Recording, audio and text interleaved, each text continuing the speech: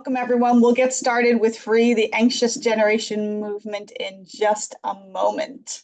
Just a brief introduction. Hi, my name is Jenn David Lang. I've been an educator for over 30 years, and now I support school and district leaders through workshops and speaking, and through my online professional learning mastermind, and by summarizing books for the main idea. I know school leaders are very busy people, so I started the main idea where each month I summarize either an education or a leadership book, and I create PD ideas you can use. And I'm so excited that this month I summarized The Anxious Generation, and I created a discussion guide you can use with families, because so many educators want to learn more about this important issue, and they want to know how to talk to their families about it. So you'll get the summary and discussion guide after the webinar. So we are going to get started. And before we do, I just want to acknowledge that what we're talking about today is not academic for so many of us, particularly in education. It's very real, and it's impacting our students, our teachers, our school communities, and in many cases it's personal. It's actually impacting our own children. So I understand this may be personal and emotional for you. But I did want to just start with a brief Zoom poll about cell phone use in the schools where you work. So if you could just give us an idea, so John and we will all know what's happening across the US, in fact, the world, and in Portugal. So what is your school or district approach to cell phone use? Is it a complete phone ban from the time kids come to school till they get their phones at the end of the day or open up their pouches then? Is it a ban only in the class, or is there no school-wide policy, or teachers get to decide from class to class? So we'll take a moment for that. Oh, wow. That's great. Oh, good. John's happy before he even starts. So look how evenly that's split. Could you have guessed that? 678, 600, that's very evenly split. Yeah. Well, actually, I mean, if this had been done 6 months ago, then I would have expected very few to be phone free. But actually, so many states, so many are going phone free right now. So actually, this is thrilling. Yeah, talking about it here at the state level in New York. All right. So let me introduce Jonathan Haidt, who is a man who needs no introduction, at least here among us educators. We're all reading his book, The Anxious Generation: How the Great Rewiring of Childhood is Causing an Epidemic of Mental Illness. It's been on the New York Times bestseller list for 24 weeks. I saw that when I opened up my Times this Sunday. That's almost 6 months. Amazing. He's a social psychologist and a professor at the NYU Stern School of Business, who has been thinking about and researching the increase in youth mental health issues for a while now, and he sees those as connected to two things. One, an increase in youth cell phone use, and at the same time, a decrease in play and face-to-face interaction in real life. So many of us today here are educators, particularly educational leaders. We are seeing the impact of both of those phenomena in our schools. So we're eager to hear directly from you, John, not just about the problem, but also about the opportunity we have, because I definitely believe schools are uniquely positioned to address these problems as well. So with that, I bring you John Haidt. Okay. Well, thank you so much, Jen. And what a pleasure to be able to address this audience. First, just personally, I thought it was really cool when I once had a Zoom call, a Zoom webinar with more than 1,000 people. I thought, wow, I really hit the big time. But I'm looking at the number here, 2.3 thousand. So thank you to EdWeb. Thank you, Jen, because what my book is all about and what we're here to talk about is really collective action. The fact that we can't solve this. When each of us tries to solve it as a single parent or a single teacher in a classroom, the forces against you are overwhelming. But if we work together, we actually can solve this. And so I'm thrilled that we have such a big audience of classroom teachers, of school administrators, even of district level administrators. So let's go. Let's talk about what's happening, and then let's fix it. All right, so let's talk. I want to get you sort of prime your mind. I want you to think about tree roots growing. Trees are these amazing things.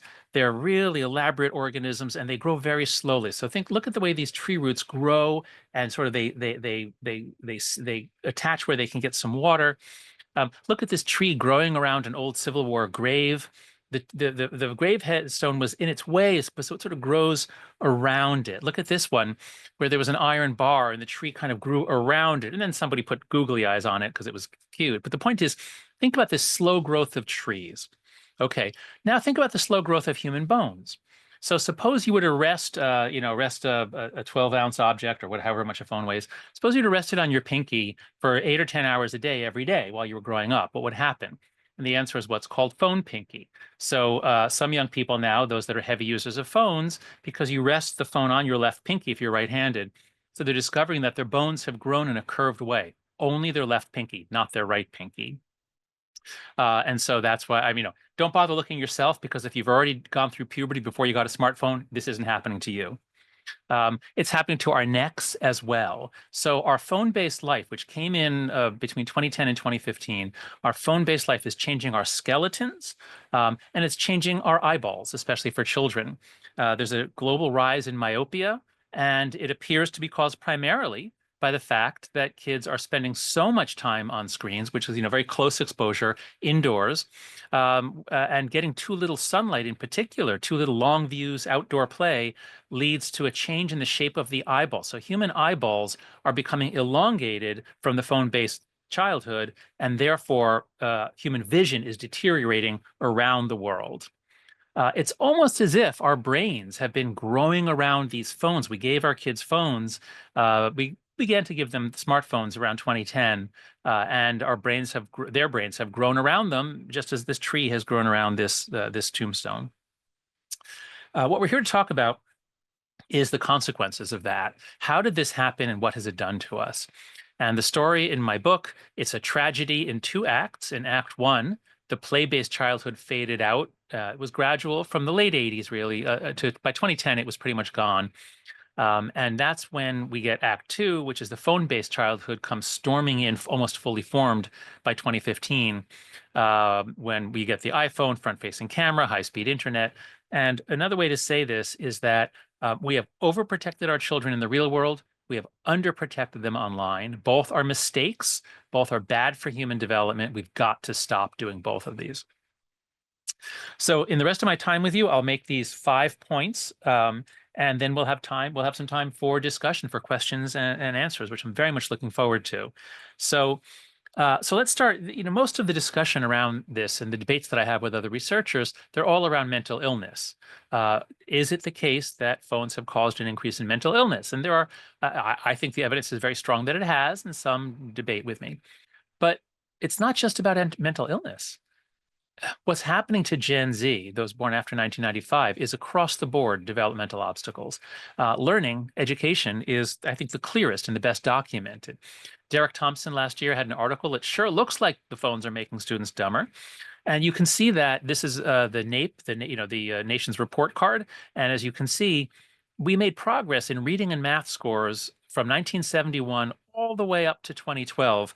That it was very slow. It's hard to raise the national ability to read and do math, but we did slowly until 2012. And then look what happens. So we only noticed this because of the COVID drop, and everybody talks about, oh my God, look how terrible COVID was, COVID restrictions. And that's true, they were. Our kids lost a lot in COVID. But as you see, it didn't begin in 2020. It began in 2012. 50 years of progress began to turn around in 2012. And it's not just us, it's the entire planet. This is the PISA data set. You all know what that is. It's the only international measure of academic achievement. And the scores were pretty stable until 2012. And after 2012, they begin to drop around the world. And it's not just that kids are not learning in school. They're not learning as much in school. Think about being a kid in school.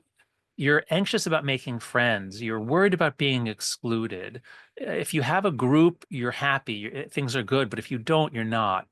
Now, imagine what happens in 2012, 2013, when all the kids are now bringing in smartphones and they're on them all the time.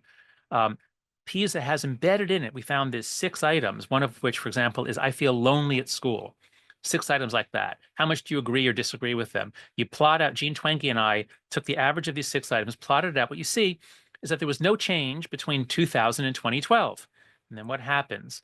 After 2012, all around the world, kids are lonelier and more unhappy at school because everyone's on their phone. You can't talk to people as well. You're not talking, I mean, you might as well just stay home and sit on your phone. Many of you will resonate with this Wall Street Journal article you may have seen last spring. A teacher in Pennsylvania just couldn't stand it. He went to war against this. He tried to get the phones to have less influence on his kids. He had them try to do a detox. Can they go without their phone for a month, or it was reduced usage for a month? And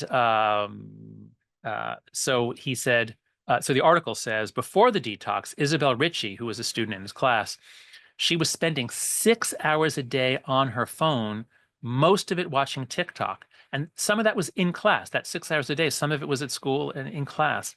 She said, I would go on my phone at the beginning of every class and never get off. She just was not available to the teacher to learn. She's now down to about an hour a day and has read 9 novels since starting the detox. She's been doing homework in long chunks without breaking to watch TikTok every 10 minutes. She's in a better mood. So our kids are being robbed of education, happiness, and social life. They're very unhappy. And they're even doing this in school. We're letting it happen in school. At least we were until very recently. Now, if I had a longer time with you, I would go through so many things that are happening to Gen Z. What we're going through now, I believe, is the greatest destruction of human capital and human potential in human history. Hard to compare to World War I and World War II, but if we set those two aside, what's happened since 2010 to young people in America and across the Western world for sure is the greatest destruction of human capital and human potential. It's going very fast. It's spreading. We've got to stop it. I've told you about the first two, number 1 and 2. I will tell you about 4 and 5, but there's a lot more to the story. This is an across-the-board blocking of human development. So let's talk about the mental health crisis, because that's where I have the best data.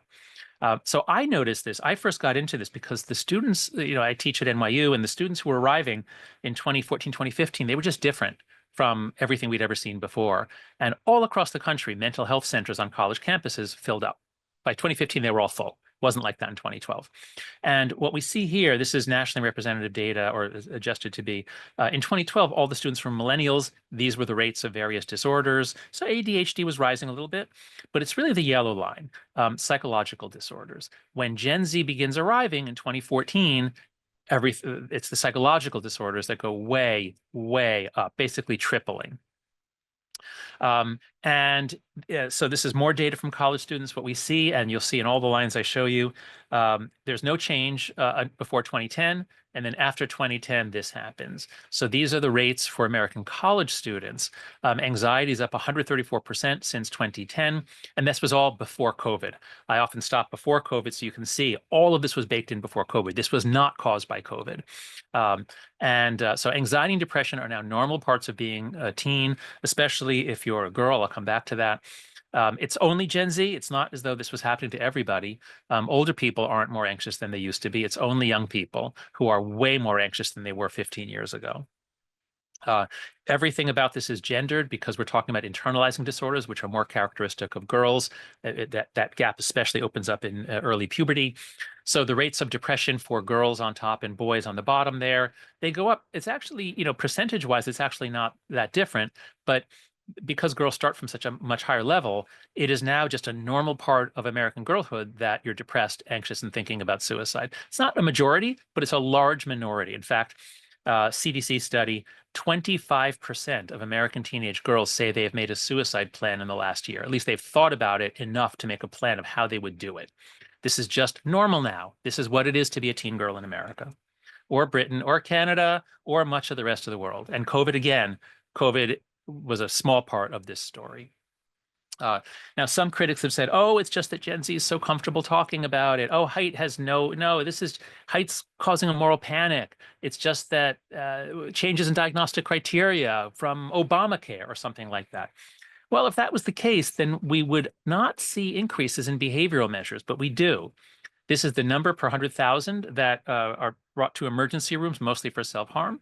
What we see is a gigantic increase for younger teen girls, especially, also for older teen girls. But you always see the biggest percentage increases, doubling or sometimes tripling, are girls 10 to 14. Whatever it is that happened, girls 10 to 14 have been decimated. We see that with suicide as well. Now, more boys commit suicide. They tend to use irreversible means. So these are the rates for, these are the rates for younger teens. And what we see is that, of course, boys' rates are higher and their increase is quite large. But look at the girls' increase. It's not just that it's larger overall. It's that, and this is true for a lot of the lines for boys slope upwards. The lines for girls are like hockey sticks at 2012, 2013. Between 2012 and 2013, there was a 67% increase in suicides of these younger teens. That's a gigantic increase, and it wasn't a blip. It was just the first step on a rise. It's as though someone flipped on a switch in 2012 or 2013, and girls all around the world started getting sick. They started going to psychiatric emergency wards. It's not just the US and Canada, it's Western Europe, it's Australia, it's New Zealand. And so just to show you a little bit, the same pattern in the UK. This is, again, the number per 100,000 in the population. This is a slightly older group, 13 to 16. And what we get is, again, something happened around 2012, and now girls are almost twice as likely to cut themselves as they were in 2010. Australia, same pattern, not quite as sharp, but still very much the same pattern. Everything was fine before 2010, and then after that, the numbers go way, way up. So we have a global mystery that since the early 2010s, young people across the developed world are becoming more anxious, depressed, and lonely, more likely to harm and kill themselves, less educated, less able to focus, hence functionally less intelligent. And why? Why is this happening? People propose all kinds of ideas about what happened in the United States, but if it's happening everywhere at the same time, it's not because of the Newtown shooting. It's not because of anything about American politics. The only theory that I've ever heard that can explain why it happened around the world in the early 2010s is the Great Rewiring theory, that we lost the play-based childhood and we replaced it with the phone-based childhood, and it's just not compatible with human development. So let's zoom in. How exactly did this happen? Let's look at the Great Rewiring.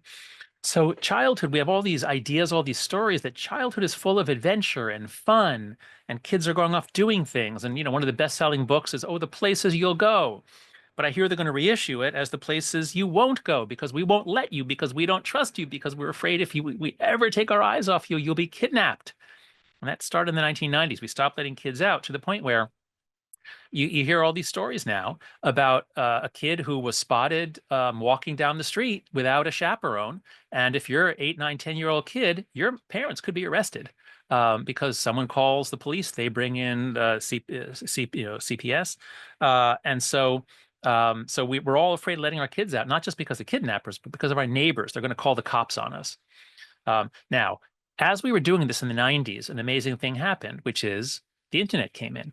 And I didn't realize this till I wrote the book, that it came in 2 waves. It wasn't steady. So the first wave, this is, as you can see, there's always a period where everybody is getting radio or everybody's getting color TV in the space of 5 or 10 years. And for the personal computer, that was the late 80s, early 90s. And once you get the internet, remember slow dial-up with that loud noise, you put the phone on the thing, that begins in the 90s. And now you put that together with a computer, now you really got something. So you get the first wave of the internet in the 1990s. And it's marvelous. Everyone loves it. Millennials grew up on it. They use it a lot, and they came out fine. Their mental health is fine. They're a creative generation. They're a normal human generation. And so we thought, wow, this stuff is good. Who cares if they're not going outside? They're playing with each other in cyberspace. Doesn't that sound cool? So we weren't worried. We thought this was okay because the millennials were okay. But then the second wave comes in. It was very, very different.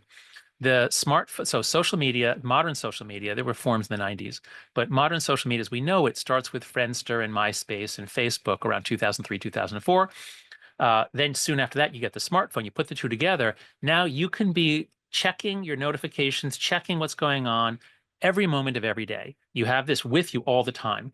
When you had to use your parents' computer, as the millennials did, you couldn't carry it on the bus. You couldn't be on it during lunchtime at school. But a smartphone and social media, there's no limit. If you're awake, you can be on it, and it can push out everything else. Indeed, half of all American teenagers say they are online almost all the time.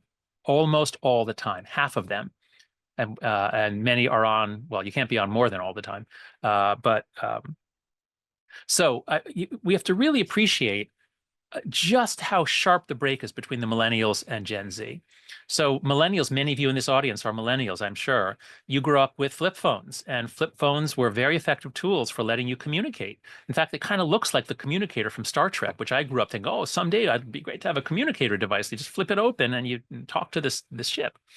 But there was no front-facing camera, no internet, no Instagram, and there was limited data. You had to pay for text.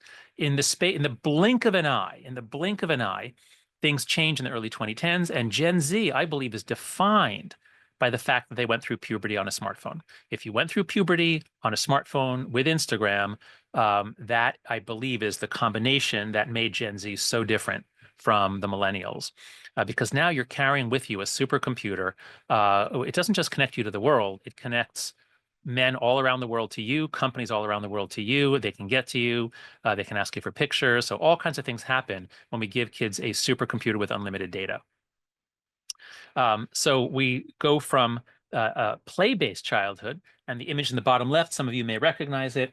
Because in the late 80s, it was just normal for a 9-year-old kid to ride around town with an extraterrestrial in his basket. It was just normal. That was something we did sometimes. But by 2015, childhood is this. If you're a boy, you can't go to your friend's house. Because if you go to your friend's house, you can't play video games, and everybody wants to play video games. You have to go home to your computer, your controller, your headset. So our kids are isolated and lonely. You can see that quantified here in this graph, daily average time with friends, the American Time Use Study. And what you see, this is stratified by age. What you see is that the youngest group in this survey was 15 to 24 years old. They spent a lot of time with their friends. They used to spend 2 hours a day hanging out with their friends. This is outside of school and work. Whereas all of the older groups are spending 30 to 40 minutes a day on average with their friends. They're married, they've got jobs. So there used to be a big gap between what kids were doing and what adults were doing in terms of time with friends. But that is over now. Now, I want you to notice that this huge drop, 2019, that data point was collected before we knew what COVID was. And 2020, this was collected in May during the peak of the lockdowns. Do you see the COVID effect? Do you see how COVID accelerated things for young people? I don't. It's a straight line. Because Gen Z began socially distancing the day they got their smartphones, and they were almost done by 2019. COVID came along and they just finished the job, socially isolated, socially distant. And even that, what is that? 45 minutes a day. That's probably an overstatement because some of that time is this. Even when they're with each other, they're not really with each other. And we start them early. This little thing on TikTok. This kid, isn't it amazing? The father's so proud in the audio of how, look at his kid, look at him go. Now imagine this poor boy's brain doing that for the next 12 years. It's going to change things. His brain is going to grow around his devices. We give kids the phone whenever we need them to be quiet. Here I am at, not me. This is, a friend sent this to me. Kid at soccer, the dad's at soccer practice, and let's get the younger kid quiet. Give her a phone. This is also sent to me by a friend in her child's daycare center. They have toy phones to teach the infants, the toddlers, to be just like mommy and daddy. Now, if we had more time, I'd go into all the specific harms. The book goes into great detail. Chapter 5, I go into these 5 foundational harms that are hitting everybody, boys and girls alike. I don't even have time to read them. There's so many harms. The harms to girls from social media. The girl story is different from the boy's story, but girls are particularly vulnerable to the lure of social media and to the damage done by social media, the constant visual comparison, the comments on your looks, your face, your hair, your body, your skin, everything. Relational aggression, girls share emotions more. So for a variety of reasons, social media really transformed girls' lives even more than boys. Now, the boys' story was a little harder to figure out, and I didn't know what it was when I started the book. But working with my lead researcher, Zach Roush, I think we figured it out. And we drew on Richard Reeves in his wonderful book of Boys and Men. Boys have been retreating from the real world since the 70s. They used to do better than girls in school. They used to go to college more than girls, but that was long ago. By the 80s, girls had achieved parity. Girls are going up, which is great, but boys are going down since the 70s and 80s. And as they're checking out of school, they don't care as much about school. Schools is much, school gets longer, more intense, less recess in the 80s. So it's less hospitable to boys. But that's okay because now they have the internet. And even though porn wasn't a big deal in the early internet because it wasn't the bandwidth, by the time you get into the 2000s, data speeds are fast enough that you can get video porn. And once video porn comes in, we don't have exact percentages, but generally speaking, 5 to 10% of boys get addicted to almost everything that is vaguely addicted. So even though not all boys are watching porn every day, it's not, we're not talking 5%. It's a lot of them are spending a lot of time on it. The video games take up a lot more time, but the point is that this is childhood. This is basically what they're doing. There's not much else that they're doing, and therefore, their boys in particular are failing to do the things that would turn them into men. And again, here I drew on Richard Reeves' wonderful book of Boys and Men. So this is the saddest graph in the whole book, I think. The Monitoring the Future study has a lot of statements, and then you look to see whether students, high school seniors, do they agree with them or disagree with them? And what we see here on a question, I feel that my life is not very useful. It used to be from 1979 through 2011, it was like 8, 9% say either they agree, moderately agree or strongly agree. 8 or 9% agree. No change, no trend. And then this happens. As soon as their life transfers away from the real world and into the virtual world where they're not actually doing anything, they're not doing anything. All they're doing is consuming content. They're not even learning, just consuming content, consuming content. Their lives really are not useful. And they feel it. They feel that their lives are not useful. And of course, that helps us understand the rise of self-harm and suicide. So how do we get out of this? I hope I've thoroughly not depressed you, but frightened you or given you a sense that this thing is much bigger even than you thought. This isn't just about rates of depression and anxiety. But here's the good news. We got stuck into this because of the collective action problem, because we all had to give our kids phones at age 10 because your kid comes to you and says, Mom, I'm the only one who doesn't have a phone. And kids are making fun of me. And I'm ostracized. Well, they don't know ostracized. I'm left out of everything. And so we give them a phone. But that collective action force, if we turn it around, that's how we solve this. So with 4 norms, we can change everything. Here they are. I'll run through them one at a time. So norm number 1, no smartphone before high school. No child should have their own personal supercomputer in their pocket with them, available to talk with strangers and play video games on the bus and in class and between classes. Just don't give them a smartphone until high school at the earliest. Give them a flip phone or a phone watch if you want to send them out and have them able to communicate with you. Norm number 2, no social media before 16. Social media is wildly inappropriate. I can't believe we're even discussing this. Social media, there are 5 reasons why we put age limits on things. If something is graphic sexuality, showing genital intercourse, if something is incredibly violent with hands and heads being chopped off, if something is addictive, we put age limits on it: gambling, smoking, drinking. If something causes kids to harm themselves, if it's physically dangerous, we'll put warnings on them. And let's see, wait, there's one more. Hold on a second. Can't remember what the 5th one is. My point is that social media is all 4 of these things. Socially, once your kid gets on social media, not 100% of them, but most of them, they're going to see porn. The boys in particular get fed horrible, horrible violence, people getting run over by cars. The girls' feeds don't tend to get that much, but TikTok kind of knows what attracts you, and boys end up getting a lot of horrible violence. So again, it's just insane. It's completely insane that the current age limit, you have to be old enough to lie and say you're 13. As long as you're old enough to say you're 13, you can go everywhere on the internet. That's got to change. The 3rd norm is the most important one for educators, and it's happening at lightning speed: phone-free schools. Because if anyone is texting, then all the kids feel a pressure to check their text. They don't want to be left out. They want to know what's going on. And so this is why teachers have been unable to get kids' attention since 2012. Now, I'm thrilled that this is happening at lightning speed. So Virginia, the governor announced a couple of months ago, they just issued the final policy. Virginia is all schools are going phone-free bell to bell. Just yesterday, California did the same thing. Red states, blue states, about 15 states have taken actions somewhat like this. So this is happening very, very fast, and it's thrilling. Part of the reason it's happening so fast is that surveys show that almost all of the teachers hate the phones, and almost all of the principals hate the phones. So this survey just came out last month. An overwhelming majority of NEA members support school policy prohibiting cell phone during instructional time. Fine, during class, of course they're not in favor, but look at this. 83% support prohibiting cell phone or personal device usage during the entire school day. So the teachers hate the phones, the principals hate the phones. We were all just afraid of those parents that they would freak out if they couldn't contact their kid during class.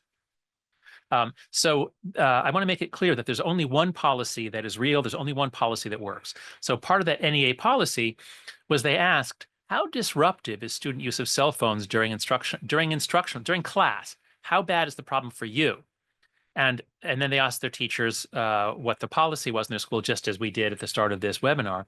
And so the most common policy is that, phones are banned during class, but you can use them between classes and at lunch and at recess.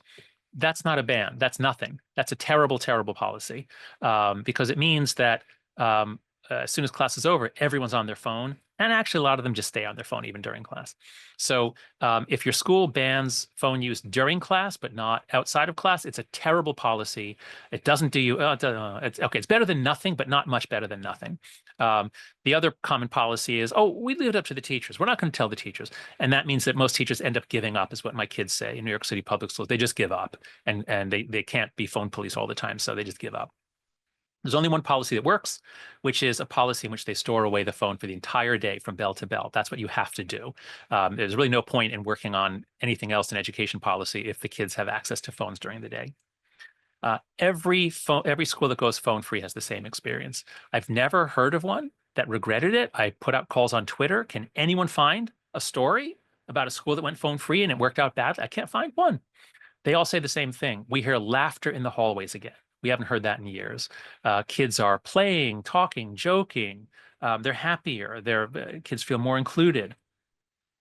And then the fourth norm, far more independence, free play, and responsibility in the real world. So I co-founded an organization called Let Grow with Lenore Skenazy, who wrote the book Free Range Kids. And what we're trying to do is help parents and especially schools restore more play to the school day and to home. Our most powerful project, I hope you'll all do this, especially in elementary school or 6th, 7th grade. It's called the Let Grow Project. It's so simple.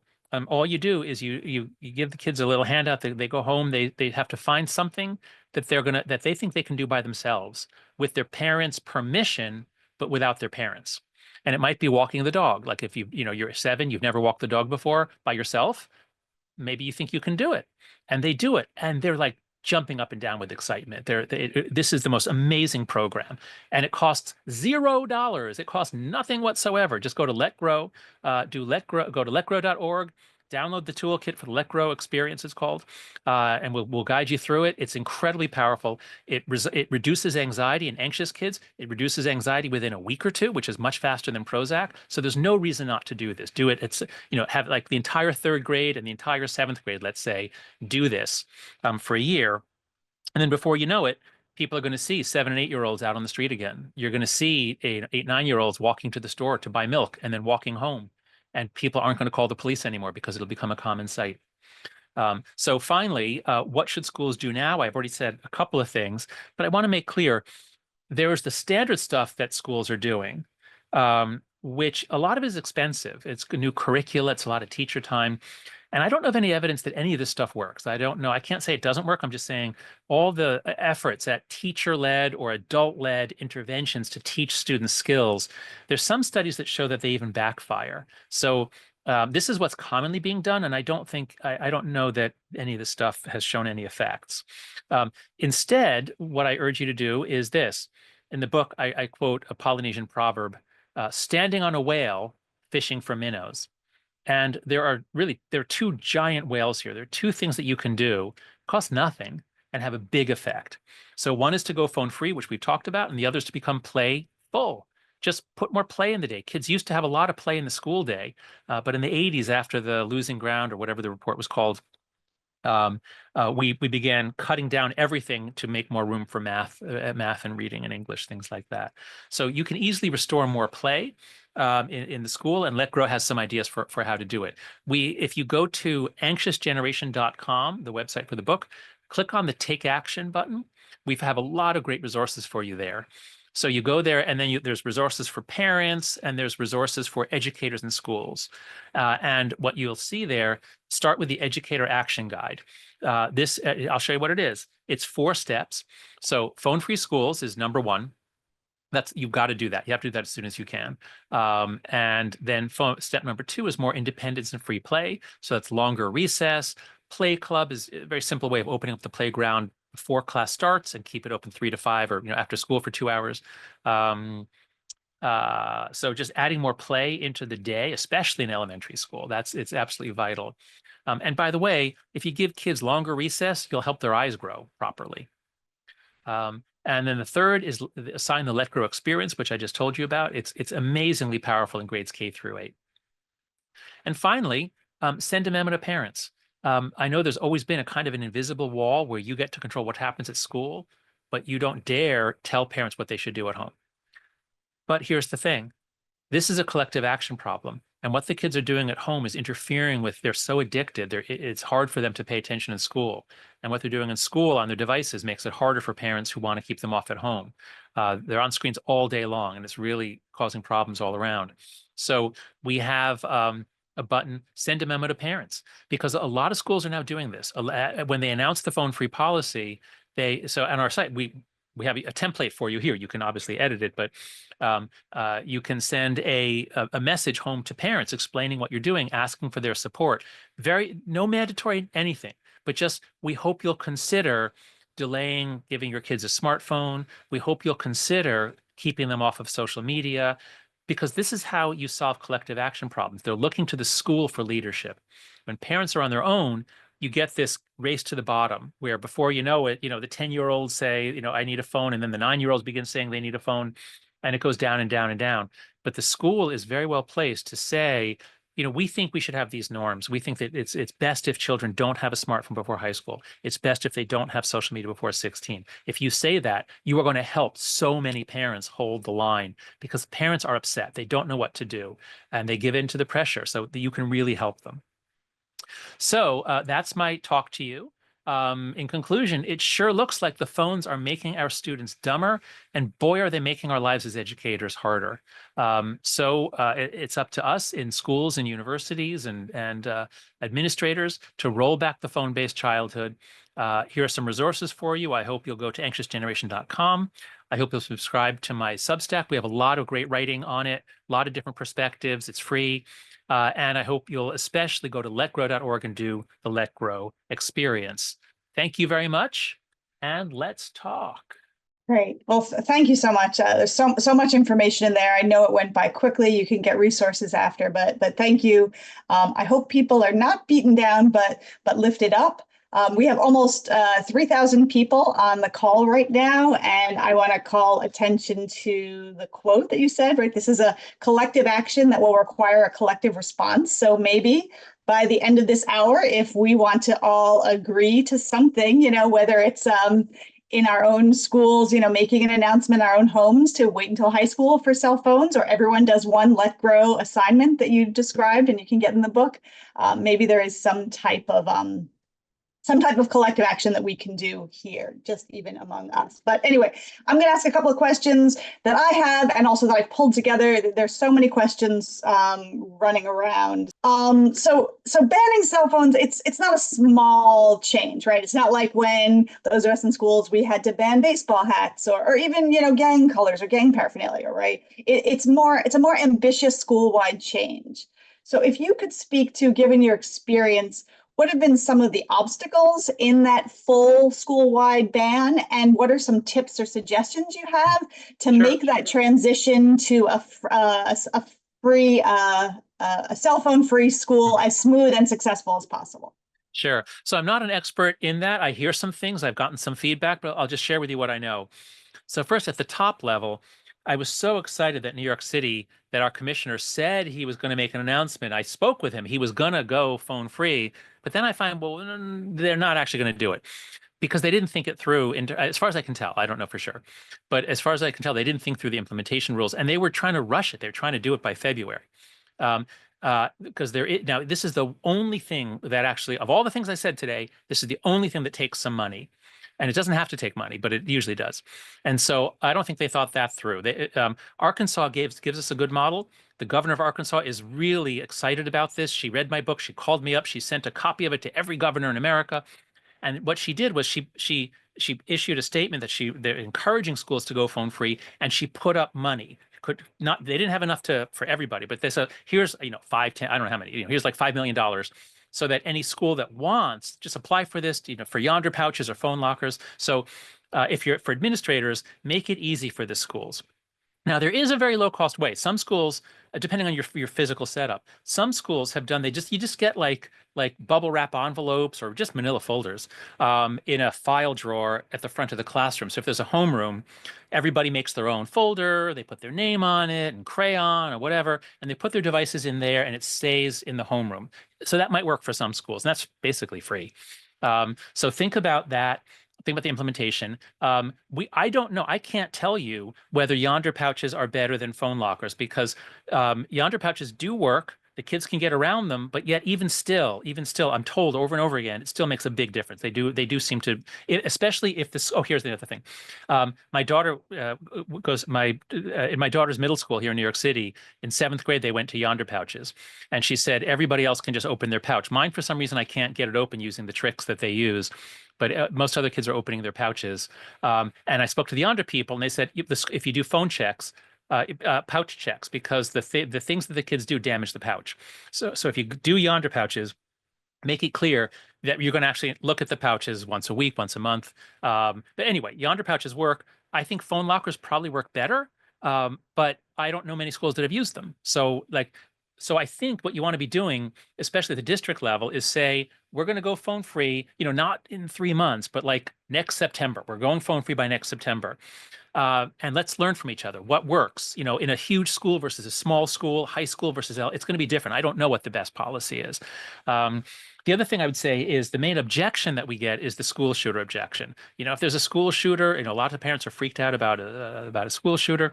And so they want their kids to have a smartphone. But there's two things. So what you say to that is, you say, I understand your fear. I understand, I'm a parent too. My kids, we got an email the other day that the school was on closure or something but I didn't freak out about it. It was nothing, but it happens. And the experts say, in the event of a shooting, what you want the kids to be quiet and paying attention and doing what they drilled to do. What you don't want is every kid pulling out their phone and crying and sobbing and talking to their parents. So what you say is, I understand that we all would want to talk to our kid in that situation, but we have to do what's best for the kids, not what's best for us. I think that's very helpful to really focus on the phone ban itself. But I think what I've also heard is to go beyond that. I did a great podcast with a superintendent from upstate New York who said, he made sure, in addition to banning the phones, that he made it more engaging to be at school. He got pinball, old school, ping pong, pinball. I've heard of people who do create pickleball in the yard. He started doing overnight trips to Philly and DC, 4 nights, 3 nights. So those are some of the things. And yeah, right. A play-based school. I mean, play-based is for the younger kids especially, but a reality-based, a social interaction-based. The kids are lonely. Gen Z is so lonely. Let them at least interact with each other at school. I love that principle. Yeah. So yes, he was a superintendent, did his whole district. And, I think also language is very important for us in education. So instead of calling it the cell phone ban initiative, why not the focus in school, or, reduce distraction? There's a lot of other ways. Yeah. Phone-free schools. I chose, with an Atlantic article a year and a half ago, I said, they wanted 5. I said, no, don't say ban, phone-free schools. Yeah.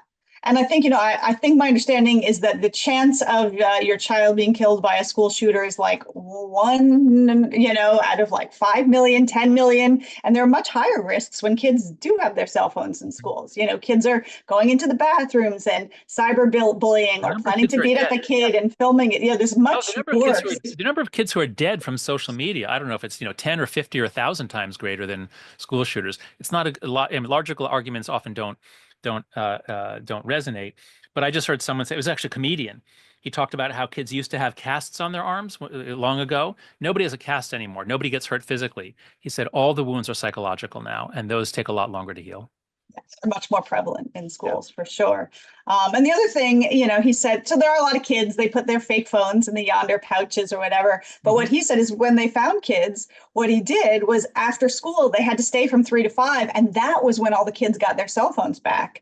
So then they were really left out. And so after one time with a fake phone, it kind of okay, good. But anyway, yeah, lots of ideas. And I have to say, I love educators are sharing and helping each other out in the chat. It is way too fast for me but there's lots of suggestions there. But, sort of going on.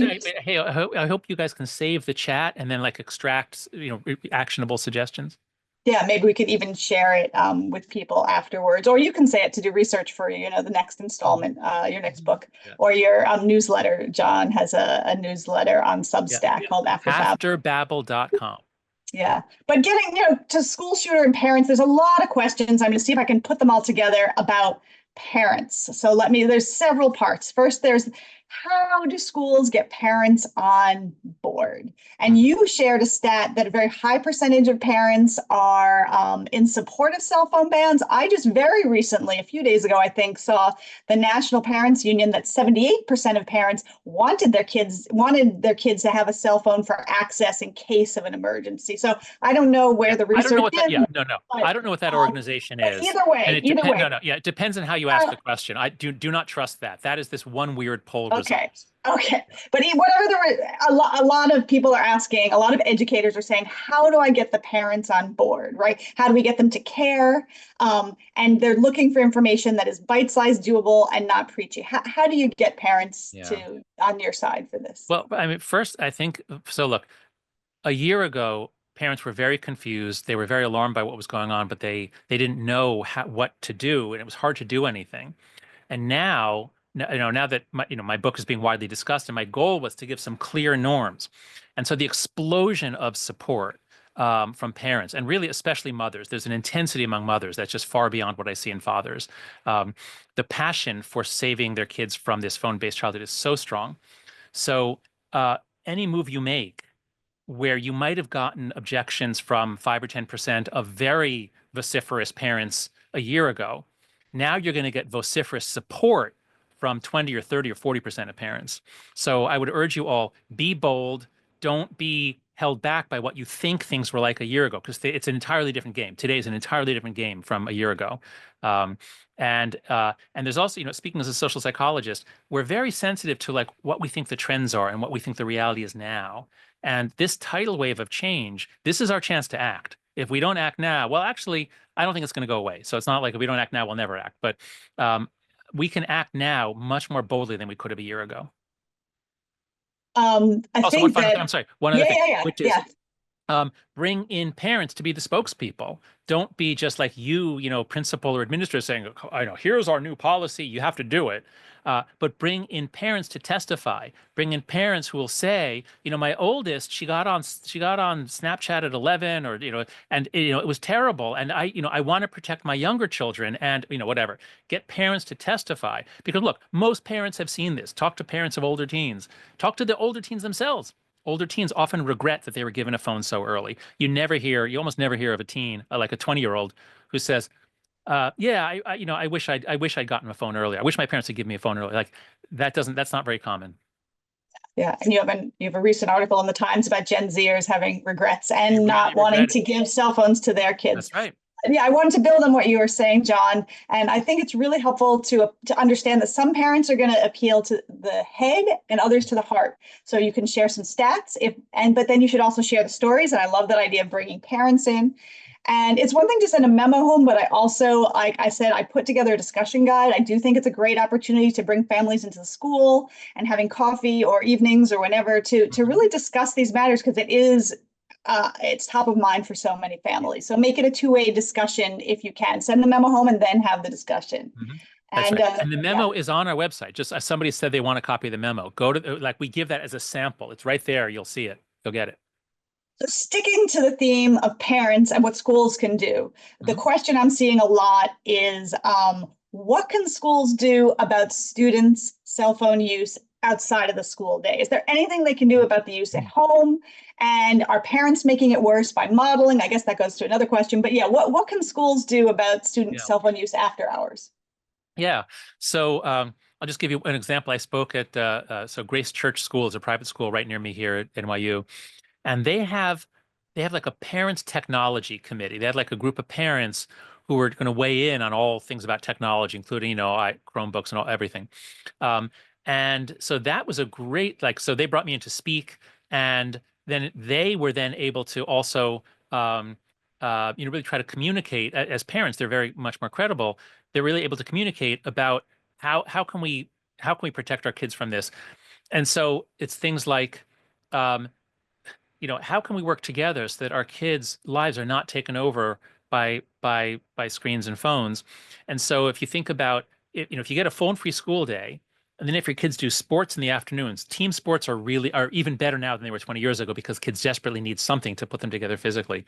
So if your kids are phone-free school, sports in the afternoon, and of course you must have a very rigid policy about mealtime. When we're sitting down at the table for dinner, no phones of any kind. You don't get to look anything up. So now you're basically at 6 or 7 o'clock, and they haven't had any time on their phones. And now you can do something in the evening. But then, of course, by 9:30 or 10, all screens must come out of the bedroom. And right there, we're done. Like, they have a phone-free childhood now. They have 2 hours a day on it, but that's so much better than 10 or 12 hours a day. So there are a lot of people on the call this afternoon who are saying, what about for those of us, the cat's already out of the bed, my bag, my kid already has a smartphone, shouldn't have a smartphone, whatever. Right. So is that the number 2 hour? Like, they want to know hard and fast. Is there a number of hours you should try to limit it to? Well, I can't give you a specific number of hours, but I can say is, if you've given your kid a phone and he or she is still in elementary school, take it back. Elementary school, no problem, just take it back. Now, always you should coordinate with, if you can do this with the parents of your kids' friends, then it's much, much easier. But elementary school, no, just take it back. That's crazy. Do not let them have a smartphone in elementary school. They can have a flip. If they're going out in the world, they can have a flip phone or a phone watch. A lot of parents are saying they're having good luck with a phone watch and no apps on it. Just you want to be able to have them call if they need you, and text. It's very convenient, but they don't need a supercomputer with internet access in their pocket. So elementary school, just take it back. Middle school is trickier because it's totally woven into everything. And so in middle school, I mean, if you just gave them the phone recently, I would say take it back. But again, try to do it because what the kids they're not so afraid of losing the phone. They're afraid of being left out. And so if you do it with a group, you might be able to do it. High school is, of course, much harder. So at that point in middle school, or especially high school, we're talking about just limiting the danger of it. I wish I was not. So I had a very clear no social media policy with my kids, and my daughter wanted Instagram in 6th grade. In 7th grade, she said, "I'm glad you didn't let me on it. The Instagram girls are stupid. She can see what it does to girls." But she really wants Snapchat. She's in 10th grade now, because everybody is communicating on Snapchat. So she is left out. But I've said no, because a lot of bad stuff happens on Snapchat. Somewhere where schools can help with that collective action. They could start a wait until high school, where everybody in the 6th, 7th, 8th grade, all the parents sign a pledge. And if you get at least 10 families, then the pledge holds. We're not going to give That's our right. kids That's right. So you can go to wait until 8th, but just remember, it's actually wait until 9th. She picked 8th because it rhymed with wait, but I said high school. But schools are good places to organize that, because they have access to all of the families' information. I see the time, so let me get a couple questions for educators. So some educators are concerned. They're wondering, what about all the technology they use in school? They use Nearpod for their lessons. Schools have a BYOD, bring your own device policy. Kids are on iPads. What's the research on that? Is that just as bad as social media? What are you saying about that? That's next for me. So I started by let's just get the personal phones out. That I'm confident about, and that we can do without much pain. It sure looks as though the Chromebooks and the iPads are bad. They're generally bad things. Of course, in theory, they can do all sorts of things for us, but the distraction effects are so vast that it probably outweighs. A report by UNESCO 2 years ago said that. They said it doesn't, we don't really see any evidence that these things are helping. Students are getting less, they're learning less around the world. Education's going down since we brought these things in around 2012. So odds are these things are bad and we should get rid of them. Now, to say that, I understand, like this is now we're not talking about like pulling out a thorn. We're talking about like taking out bones from the body. I mean, I understand these things are worked in, but we'll have a post in a few days. By next week, we'll have a post at After Babel from Amy. Oh, shoot, what's her name? Who she'll have a post on the technology. The key thing is this: the devices have extraordinary distraction powers, which overwhelm every other benefit you could imagine. It's great for the teacher to have technology. It's great for the teacher to have a screen. But having a personal device that is your device or that you customize is almost certainly going to be bad for their education. And I understand you can't just get rid of them because everything is now dependent. My kids turn everything in on Jupiter. Everything is online. But we're going to have to, this is going to be hard, but we're going to have to work together. And I say, look, let's at least start with elementary school. Look, the tech billionaires, they don't let their kids have the technology. They send them to Waldorf schools. So let's at least start with, elementary school. No tech in elementary school, a personal tech. Teachers can have it. And then we'll do middle school. Let's try to really rip it entirely out of middle school. High school, there probably will be a place for it, but it's going to be a lot less than it is. Again, I'm not an expert in this yet, but this is where I'm going next year. Those are my first thoughts. Okay. We're all educators here, so we can't end without talking about, what do you think is a responsibility of schools, and really how can schools educate kids, right? When there was an age for cigarettes, alcohol, right? We have education in health ed. You learn about drugs and smoking and vaping and all that kind of stuff. So where's their place in school? And before I finish the question, one person asked, and this is more of a request than a question, would you be willing to create a short video that schools could use to show directly to students? So, not this whole 1 hour webinar, educating them about the dangers of social media use. So would you be willing to do that? And how do you think schools can actually teach kids, not just about the dangers, but what about responsible media use? Yeah. Well, so we're just working now on a book. There will be a version of The Anxious Generation for middle school kids, but it won't be out for like a year at best. And yes, that's a great idea. I should do a video for kids. I don't have a moment in the next 3 months, but I will put it on my list. And even if it's not me, there's so many teachers are coming forward and want to be part of this. So I'll try to have something by January to show to kids. That is a great idea. Thank you. And then anything else about teaching kids about the responsible use? Like, why not teach kids, right? Like, let's examine this app. How does it get you hooked? That kind of. I think that is worth doing. Oh, you know what? There's a book, Kids, Brains, and Screens. There is a book. Hold on, I have it right here.